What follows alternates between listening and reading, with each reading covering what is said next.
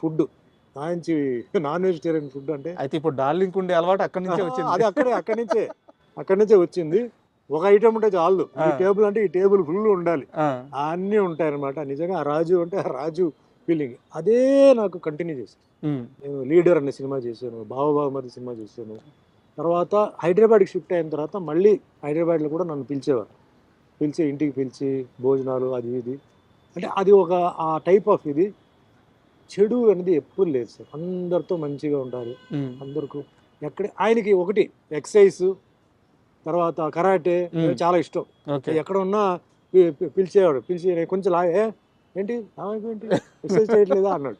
కొంచెం టఫ్గా ఉంటే ఇలాగే ఉండే అట్లా. అంటే ఎక్సర్సైజ్ మీద, హెల్త్ మీద బాగా, అంటే ఫిట్నెస్ మీద, ఫుడ్ మీద, లైఫ్ ఎంజాయ్ చేయాలి, ఎంజాయ్ చేయకుండా లైఫ్ ఏంటి అని అనుకుంటున్న ఒక వ్యక్తి. I miss him a lot అండి.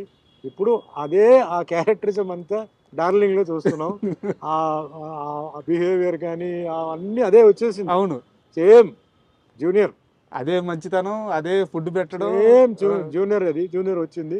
బట్ ఆ క్లోజ్నెస్, ఇంకా ఆ ఫీలింగ్ ఆయన మరి మిగతా వాళ్ళతో ఎలా నాకు తెలియదు, కానీ నాతో మట్టికి ఒక తమ్ముడు లాగా బాగా చూసుకునేవారు, మంచి అభిమానం ప్రేమతో చూసుకునేవారు అనమాట.